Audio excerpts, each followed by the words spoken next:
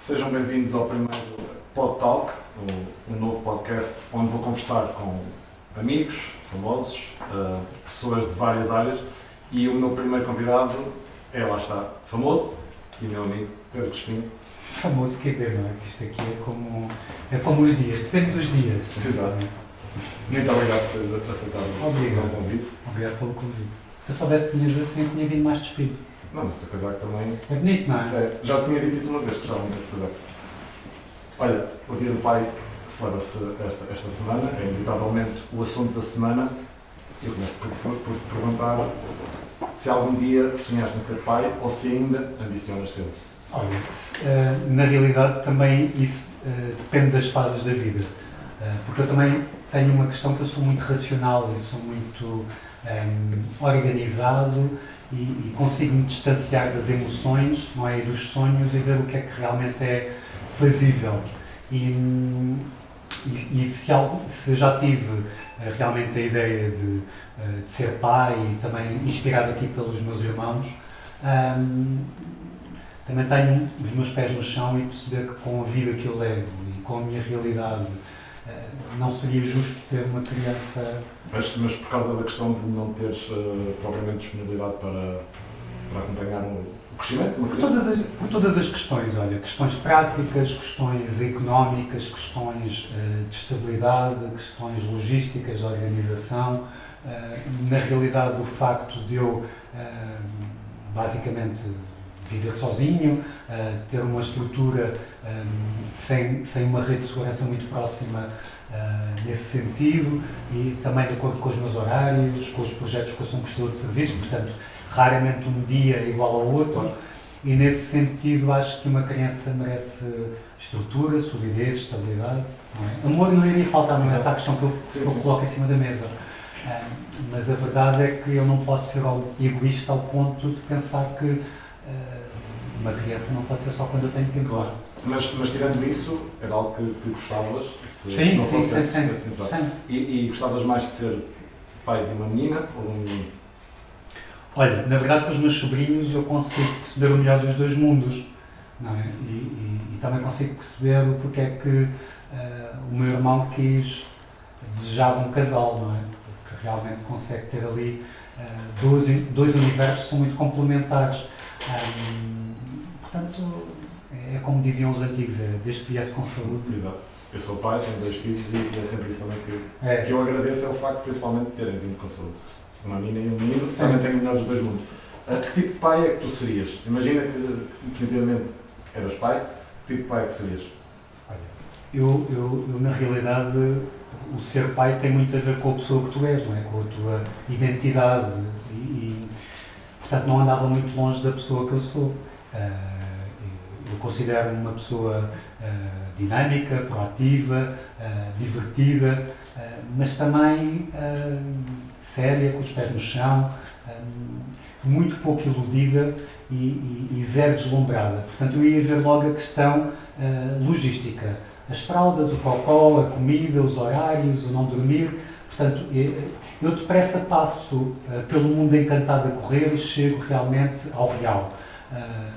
Os meus sonhos, ou o meu deslumbramento, ou o meu encantamento, eu prefiro falar de encantamento, duram segundos, porque eu logo vejo a realidade das coisas. Isto tem uma parte boa e uma parte má. A parte boa é que eu já não me iludo, não é? Com as situações. Portanto, eu acho que iria ser um pai muito real, mas, acima de tudo, um pai que injetava amor em tudo o que fazia. Como stylist que também és, ou seja, no meio das tuas mil e uma profissões, digamos assim, eles iriam ser crianças vestidos de Gucci e Louis Vuitton dos pés à cabeça? Não, pelo contrário. Também gostas de... Não, pelo contrário. Acho que Santos da Casa não fazem milagres nesse sentido, embora eu não goste de me ver, eu tenho um bocadinho esta questão da identidade e do respeito e do compromisso que eu tenho com a minha identidade. Portanto, iria também respeitar a identidade deles, iria também perceber qual era o rumo que eles iriam seguir a esse nível, não é? Porque eu gosto muito pouco de fazer parte de tribos e de... E desculpa interromper, até tu próprio muitas vezes frisas que na televisão tens a tua persona, principalmente em termos televisivos e na moda também, mas muitas vezes também cá fora na tua vida real é de facto estranho, provavelmente, que as pessoas... Muito confortável. Embora o meu fato de treino seja sempre diferente. É sempre um fato de treino Sim, bom. sim, eu tento de alguma forma respeitar-me, não é? E eu acho que a melhor forma de me respeitar é não ir nas massas, é não ir atrás daquilo que os outros fazem. Portanto, eu também iria fazer aqui alguma questão que os meus filhos construíssem o seu caminho, que tivessem o seu espaço e que não se deixassem entupir com aquilo que o mundo obrigava eles a ser. Por falar em moda, e aproveito para fazer aqui um pequeno parêntese e agradecer à Face Models por me ceder aqui um pouco do seu espaço. Já falámos sobre isto os dois. Um pequeno espaço, Um pequeno. a Face tem andado. Exato. Isto é muito grande. Aproveito já aqui para agradecer. Nós já falámos disto nos desfiles. Tu com os teus 25 anos que tens hoje em dia, sentes-te o pai daquela gente toda quando são os desfiles? Nós já chegamos a falar sobre isto nos bastidores. 25 anos de carreira, não venham para aí já fazer bullying, está bem? 45 de idade. Eu na realidade não me sinto o pai de ninguém. Cada um se orienta. Já o Pinto Costa disse esta semana que vai chamar o pai ou Sim, eu não me considero como pai, nem me considero sequer como inspiração de ninguém, nem quero ter essa responsabilidade. Eu sou muito livre e eu faço as coisas por dois motivos. Ou porque me divertem, ou porque me dão dinheiro. Se for possível juntar os dois no mesmo projeto, ótimo. Mas pelo menos eu tenho que respirar um destes, ou cheiro a dinheiro, ou então cheiro a divertimento. Portanto, eu estou ali, não quero responsabilidades maiores do que aquelas que o meu papel opera. Mas não deixa de ser engraçado porque, efetivamente, há bem pouco tempo desfilámos e lá está, já chegámos a estar. Eu tenho 31, pronto, mesmo assim, ainda são... És um jovem. Mas pronto, já me sinto, de certa maneira, também quase o irmão mais velho daquela malta toda, porque muitos deles têm 14, 15, 20, pronto. Talvez com os dois de meter o dedo na ferida. Exato. Não, mas mais vale chegar aos 45 em bom do que o contrário. Agora, quero-me focar no teu núcleo familiar, ou seja, já falámos um bocadinho de ti. Tu tens dois irmãos, tu és o do meio. Foste ou és o menino do papá ou da mamã? Olha, eu acho que continua a ser, eu acho que acredito que independentemente da idade dos filhos, que os pais vão sempre sentir que os filhos são crianças, não é? E que têm que ter a sua proteção, portanto, ao contrário do que dizem que a preocupação termina aos 18 ou quando eles saem de casa, não, a preocupação tem tendência a aumentar com a idade. Pelo menos é esse o feedback que eu tenho dos meus pais. E tu ainda há bocadinho estavas a dizer que tinhas tatuagens e que os teus pais ainda hoje pensam que tu vais tomar um banho. São talquitos daquelas do bulical, sabes? E eu acho sempre que, e ainda bem que assim é, e ainda bem que eu tenho os meus pais para sentir essa preocupação, que no caso dos meus pais não me asfixia e que sempre me deu liberdade para eu ser e sentir e procurar aquilo que me fazia sentir. Portanto, nunca tive um tipo de relação com os meus pais que fosse, que me engavetasse, que me colocasse numa gaveta que tinha a ver com as suas expectativas. Graças a Deus sempre tive asas para voar e desejava que todos tivessem esta liberdade. Respondendo à tua pergunta, acho que é assim. Se és menino de papá ou da mamã, ou se alguns dos teus irmãos têm esse papel, são todos por igual? Na verdade, acho que somos todos por igual. Embora eu acredite que os meus pais comigo tivessem tido sempre uma atenção maior, um olhar mais cuidadoso. Porque, com o facto de eu ser homossexual, estamos a falar do início dos anos 90, a questão era sempre muito de preocupação por amor, por cuidado. Não era a questão dos meus pais não aceitarem que eu fosse gay. A questão era do mundo não aceitar e me poder tratar mal. Porque eles ouviam coisas que me diziam e então... E acima nos anos 90 que não eram tão liberais. Mais complicado, não é? Um miúdo na escola a ouvir determinadas coisas era mais complicado, principalmente, eu acho que acima de tudo, para os meus pais, mais do que para mim, o impacto violento era para os meus pais. Eu acho que essa era a preocupação deles.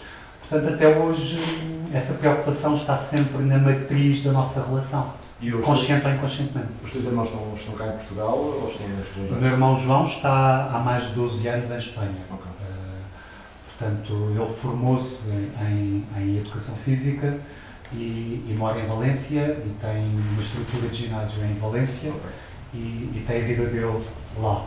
O meu irmão mais novo, Hugo, esteve a trabalhar e a morar muitos anos em São Paulo. Depois construiu família e decidiu então vir para Portugal. Perguntava isto só simplesmente pela questão da dinâmica familiar, para saber se estavam sempre juntos. Mas eu sou mais, vamos lá ver uma coisa, como eu tenho estes horários Mais mais assimétricos e mais flexíveis ao mesmo tempo e que me dão alguma liberdade, eu também tenho a consciência de que sou aquele que não tem um agregado familiar atrás. Pois. No caso do meu irmão tem, não é que isso o impeça de estar, porque Não, graças a Deus A estamos os logística é três, diferente. mas a logística será diferente.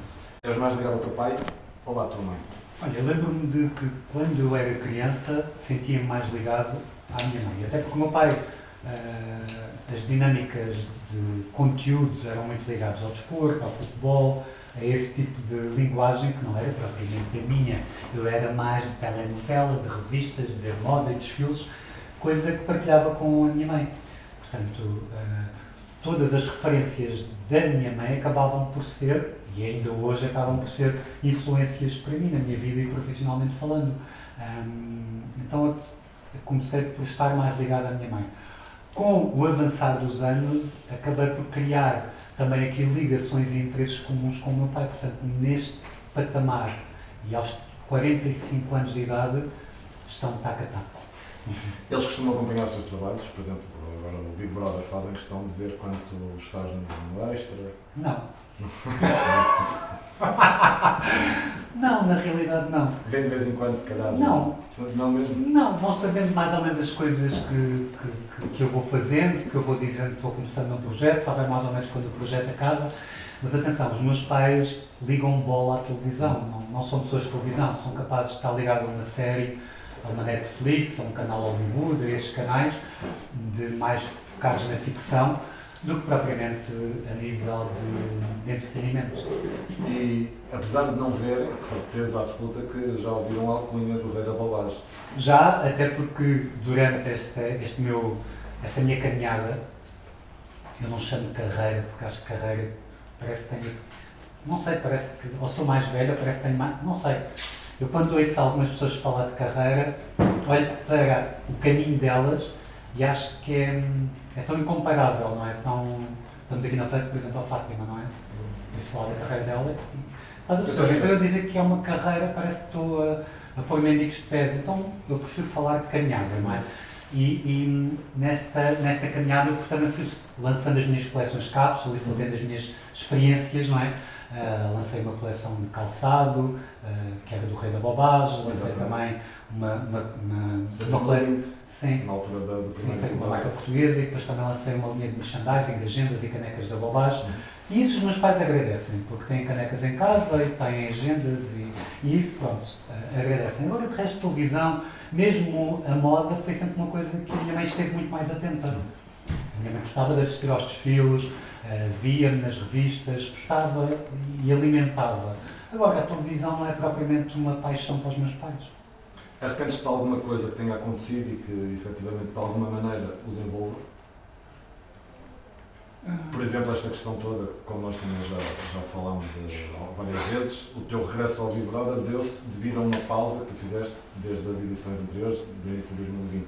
E essa pausa tu sentiste também muito por causa daquilo que tu dizias que extrapolava para a vida real, nomeadamente o ódio que recebeste nas redes sociais. Os teus pais alguma vez sentiram isso? Eles vivem no Alentejo, mas sei lá, às vezes... Sim, sentiram porque têm redes sociais e, portanto, acabam por ler aqui isto ou aquilo. Hoje em dia, os meus pais agarram no iPad e estão na sala a ver as notícias e, portanto, acabam por tropeçar nesta ou naquela notícia, procurem não. Embora eu acho que a Dona Elizabeth procure, não é? E quem procura acha. No caso do meu pai, não. É só mesmo se tropeçar ou se a minha mãe disser, porque ele é mesmo...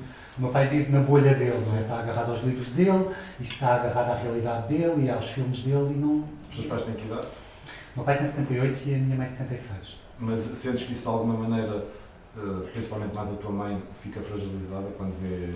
Fica. Na realidade, quando eu fiz a paragem, como tu estavas a referir muito bem, você parece que se preparou de certeza. Eu quando fiz a paragem a nível de realities, eu não queria só fazer a paragem a nível de realities, eu sentia a necessidade de fazer uma paragem a nível televisivo.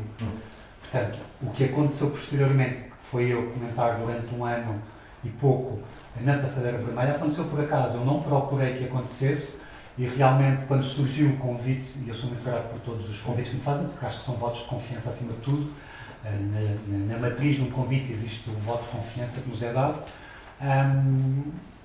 Eu não procurei fazer televisão, eu pensei mesmo parar durante um tempo e depois voltava. Até porque eu não tenho aqui nenhum vínculo contratual com nenhuma empresa, então acabo por julgar muito isso a meu favor. Estás sempre à vontade?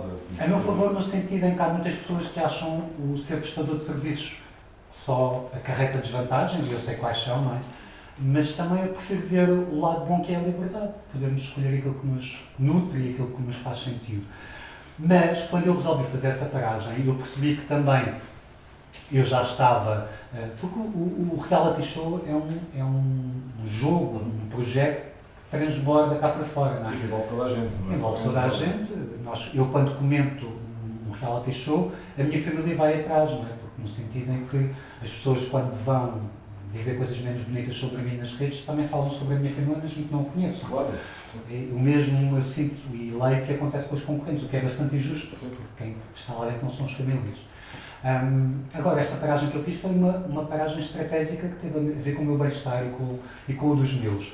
É um projeto do qual eu me orgulho muito de fazer parte, tal como todos os projetos que eu fiz parte, inclusive eu ter trabalhado já num café, numa sapataria, numa loja de roupa, e ao contrário do que as pessoas acham e às vezes parece que fazem memorandos, este parece que se esqueceu que já fez isto, ou este, eu não me esqueci que fiz nada. Aliás, eu sou, mais uma vez, igualmente grato a quem me deu a oportunidade de trabalhar naquela altura numa sapataria, numa loja de roupa, ou onde fosse, porque, para mim, eu dedico-me com a mesma alma a qualquer projeto, seja televisão, um desfile, uma coleção minha, o que for, ou trabalhar numa loja, porque me fez sentido fazê-lo. Agora, eu acho que a maior preocupação dos meus pais foram sempre a televisão. Não é? Posteriormente a esta questão do ser gay, a segunda preocupação que surgiu... Sim, porque na altura, quando eu fiz o Esquadrão Gay em 2005, eu vinha de um registro profissional estável. Sim. De contrato com empresas de retalho têxtil. Eu era, na altura, vitrinista de um grupo de retalho têxtil, portanto eu tratava das montras de uma marca em Portugal, Açores, Madeira, inclusive, e também Espanha, Madrid.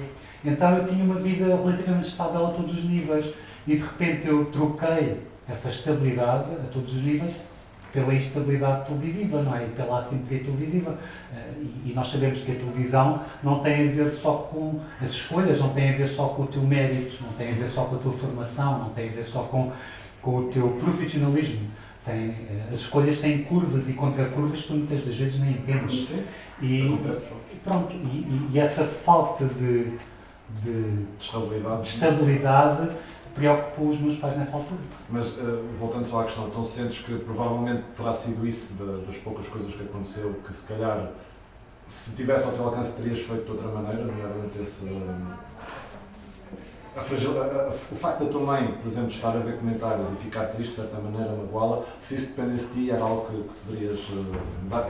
Obviamente não depende de nós, porque as redes sociais hoje em dia já se sabe como é que são. Acima de tudo, se eu soubesse que fazer televisão ia ter determinado impacto nos meus pais naquela altura, agora já não, sim, já se habituaram. Sim. Mas se eu soubesse que ia ter, se calhar teria protegido de outra forma. Se calhar não teria achado, isto é mesmo sincero o que eu te vou dizer, achado que depois de fazer o Esquadrão Gay que vinham logo uma série de projetos a seguir, porque eu era extremamente bom, quando na verdade eu era simplesmente mais um canastrão entre tantos, tinha zero jeito para comunicar ao entretenimento, tinha 24. E na verdade eu aí percebi que sem formação e acima de tudo sem experiência na área, na indústria, eu não poderia ser bom, não é? Porque eu não tinha ferramentas para ser bom. Eles alguma vez disseram na altura, principalmente do início da tua carreira televisiva, passado pouco tempo, disseram aconselharam-te a não seguir ou sempre deram, como dizias no início da conversa, que sempre tiveste liberdade? Eu na verdade, eu sempre segui paralelamente a televisão, portanto, os espaços que eu fui fazendo a televisão, em 2005 fiz o Esquadrão Gay. Depois de 2005 a 2014, eu sempre tive espaços de moda em televisão, rubricas de moda no Daytime e nos canais temáticos como a SIC Mulher. E até 2014 eu nunca recebi cachê.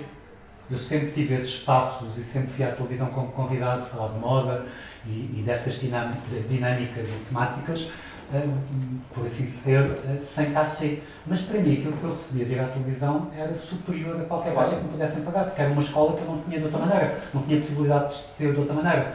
Então o que eu fiz foi plena consciência de que eu precisava da parte prática, não é? Da parte, precisava de dinheiro ao final do mês para pagar as contas, usando as palavras todas.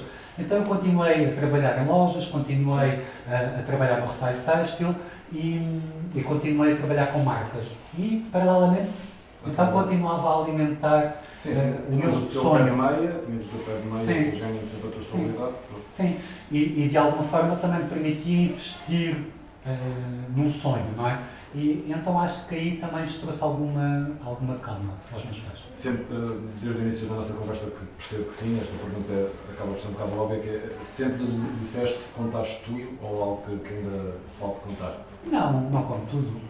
Há coisas que também não devo contar. Exato, mas quando eu digo conto tudo é coisas que efetivamente envolvem a relação de ambos. Obviamente todos nós temos os nossos segredos, digamos assim, mas sentes que coisas fundamentais nunca ficou nada por dizer? Nada. Aliás, eu tenho muito esse hábito com os meus pais e essa consciência que o tempo cada vez é menos e a consciência do tempo cada vez se torna mais materializada, não é? Mais palpável. Quando somos miúdos não ligamos ao tempo, vimos os nossos pais e não pensamos que eles vão envelhecer, só é quase um género de super-heróis.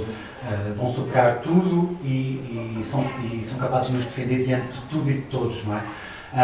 E aos poucos vemos que eles também têm a sua fragilidade e que a idade vai chegando e começam a aparecer os primeiros sinais e isso de alguma forma não só nos preocupa, como também nos faz ter a consciência de que temos que fazer as coisas hoje. Portanto, não tenho nada por dizer, não fica nada por fazer. O que é que sentes quando ouves histórias de pais que não se dão com os filhos?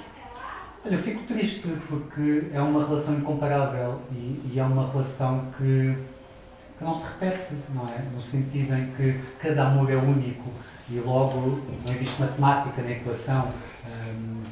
Portanto, acho que estão a desperdiçar o maior amor da vida. E nos dão a oportunidade de ter uma relação saudável e que nos ajuda a construir. Eu acredito que nem todas as pessoas nasceram para ser pais e basta ligarmos à televisão e percebermos isso, não é? Mas graças a Deus isso foi sempre uma realidade muito distante da minha. Eu sempre tive uma estrutura e uma arquitetura a nível familiar muito coesa, muito sólida e muito consciente.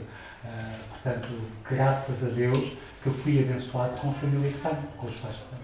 Focando-te agora só no teu pai, vamos entrar agora na parte final, o que é que herdaste dele no que diz respeito à tua personalidade, a gostos?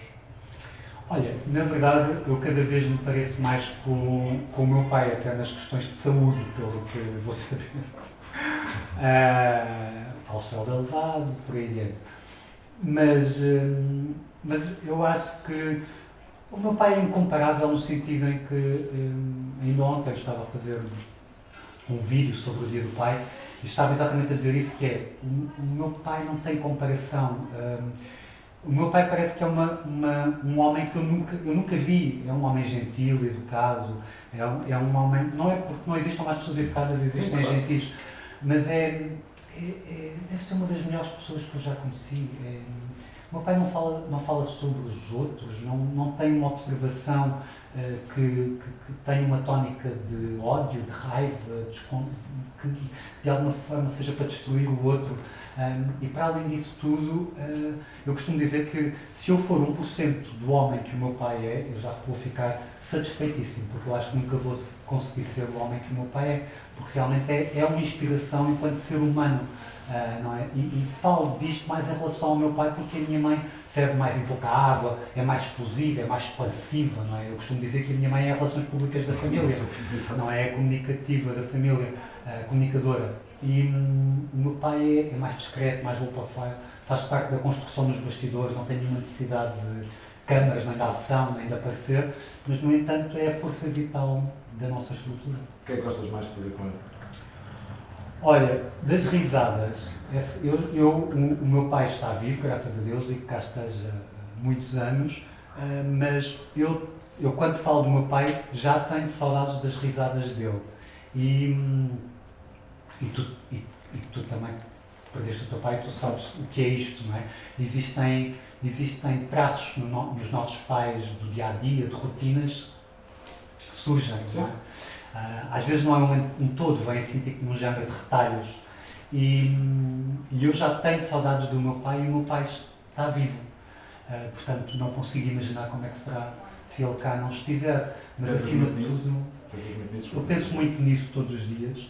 Penso muito nas gargalhadas dele, porque realmente é um traço que nos liga, e esta gargalhada expansiva que as pessoas, algumas conhecem em mim, é dele, porque ele sempre foi uma pessoa muito livre, até na risada, e inspira-me muito a ser assim livre, por isso é que eu nunca permiti que me colocassem numa gaveta, que me colocassem num arquivo, porque o meu pai sempre teve esta vontade de ser livre. E é isso, acho que eu preocupo-me sim o meu pai, porque diariamente por questões de saúde é algo real, não é? É algo materializado e por isso é que também o tempo começa a ser tão... urgente. a fugir-me das mãos, não é tão palpável e ao mesmo tempo já não é tão palpável assim, portanto eu tenho que o aproveitar ao máximo e partilharmos as gargalhadas todas que pudermos. Era precisamente isso agora sobre isso que queria falar, ou seja, estes últimos tempos têm sido muito intensos. Como é que tens lidado com esta questão da doença do teu pai? Olha, o meu pai tem assim o meu pai nunca podia ser uma pessoa simples, não é? Não pode ter só um problema de saúde, tem que ter vários, não é? E depois a idade também trouxe isso, são problemas cardíacos, são os diabetes, recentemente foi, e eu nunca falei disto publicamente, mas vou dizê-lo, foi aqui começarem a suspeitar aqui do início de uma leucemia e esta questão que ainda é muito inicial e muito primária, ainda graças a Deus sem impactos maiores, são questões de saúde que, e o meu pai está bem, são questões de saúde que todas juntas acabam por ser muito violentas, não é? Mas eu digo-te, de todos nós, o meu pai é aquele que relativiza e tem o poder de dar uma gargalhada e de seguir em frente e de não ficar a pensar nem moer muito o termo. O termo moer é muito alentejano, não é?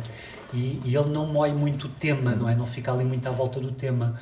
E isso é muito, ao mesmo tempo é muito tranquilizante, mas também é um murro no estômago. Poxa, como é que é possível? Mas sentes que ele, inevitavelmente, fica assustado quando ouve uma palavra como... Claro que sim, só que o meu pai é mestre no disfarce. O meu pai sente tanto ou mais do que qualquer um de nós. E mesmo com o seu primeiro problema cardíaco, não é? O meu pai, o primeiro problema cardíaco, o primeiro AVC que teve, ficou entre a parede de casa e o carro. E como era um lugar estreito, ninguém deu por ele. Ele ficou caído entre o carro e andámos à procura dele, mas ninguém o viu. Isso foi há quanto tempo, mais ou menos? Isto já foram a primeira situação foi para aí há 20 anos. Sim. Mas foi a primeira situação, portanto, se ele tivesse ficado lá mais tempo, provavelmente a recuperação teria sido mais complicada. Não é? Claro. Então, na verdade, estes acontecimentos, estes gatilhos que foram acontecendo na família só nos fortaleceram e também só nos fizeram valorizá-lo ainda mais, o meu pai. Ele está a viver no Alentejo, embora já tenham vivido aqui em Lisboa. Ele anda cá e lá também. Daí essa minha pergunta inicial, que era, os teus irmãos vivem cá, ou seja, és tu que acompanhas normalmente o teu pai a idas ao hospital e tudo mais. Sim. Eu já passei por isso e, como tu referiste há bocado, infelizmente já não tenho cá o meu pai há quase 7 anos. A pergunta que eu te quero fazer é, quando tu entras com o teu pai no sítio onde ele tem que fazer os tratamentos, consultas, tu depois, por norma, descarregas isso em algum lado? Ou seja, não com ele, obviamente, mas isolas-te, choras, gritas, como é que tu costumas descarregar? Sim, eu na realidade sou um bocadinho como o meu pai. Esta é uma outra parecença que é... Eu não relativizo, mas não relativizo. Ou seja, dentro de mim eu estou um turbilhão e dentro de mim estou a chorar e estou deitado no chão e estou agarrado à parede com uma banda sonora da Tieta do Agreste. Mas como fazias na tropa. Como fazia na tropa, obviamente. Em mim existe o drama, a teatralidade, não é? Mas eu não transpareço isso. Aquilo que eu sinto não transpira cá para fora, por assim dizer. Portanto, eu tento me manter ali também forte porque a minha mãe, que é mais expressiva, vai muito abaixo. Portanto, alguém tem que assegurar.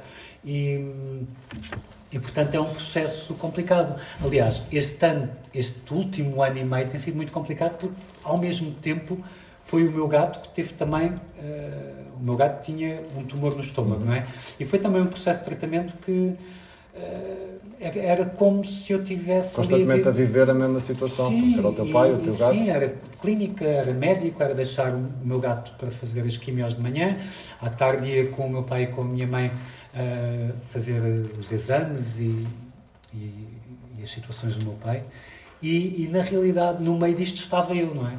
E gerir isto e depois ir para a televisão e dar o ar que estava tudo bem, que estava feliz e ainda alimentar as redes sociais com um sorriso e com uma foto, as pessoas não calculam às vezes o que está por trás daquilo, não é?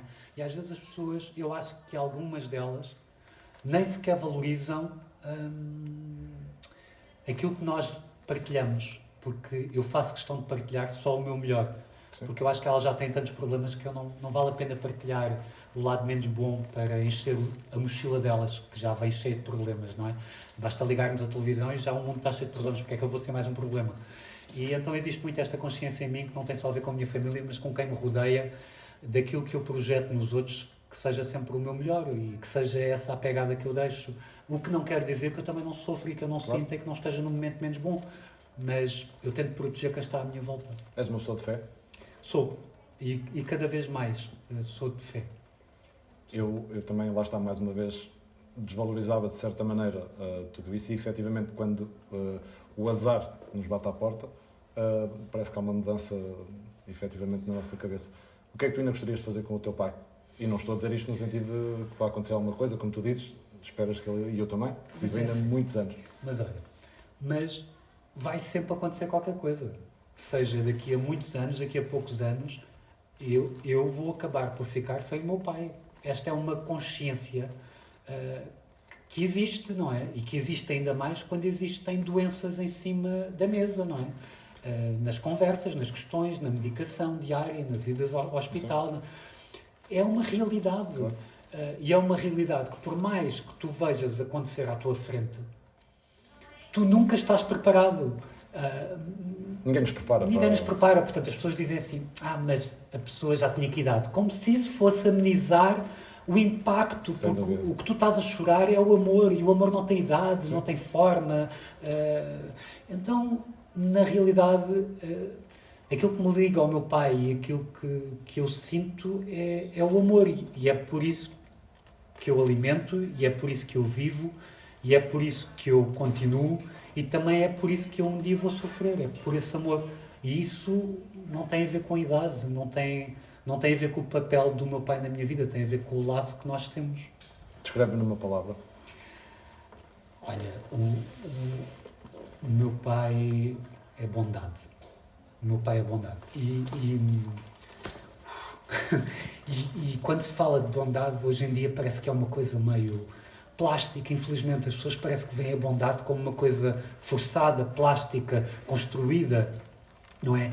Parece que as pessoas se habituaram a vamos fazer uma ação de bondade, que é para estar inerente aqui também uma ação de charme junto das pessoas, não é? Junto dos meus amigos, junto do meu público, independentemente da profissão ou da situação. E eu acho que continua a haver bondade e tem que haver, não é? Porque isto não pode ser só isto, não pode ser só as conquistas, a ambição, não podem ser só os objetivos, não podem ser só as expectativas profissionais. Tem que haver verdade, tem que haver bondade, porque eu continuo a acreditar que é a bondade, que é o amor, que é a atenção ao próximo, e são as pessoas que fazem a diferença na nossa vida, porque no final desta caminhada toda é isso que levamos na bagagem, e é só isso que levamos na bagagem. Quero agradecer uma vez mais por teres aceitado ser o meu primeiro convidado, a minha cobaia quase, e não podia terminar sem, já que isto é sobre o Dia do Pai, queria que este episódio fosse de alguma maneira também uma homenagem ao meu pai, que partiu há 7 anos. Tal como tu também dizias, a mim no meu caso foram 2 meses, foi muito complicado. É o que é, e ele estará certamente a olhar por mim e também pelo sucesso, ou não, mas pelo sucesso deste podcast, assim espero. Muito obrigado, em breve anuncio o segundo convidado.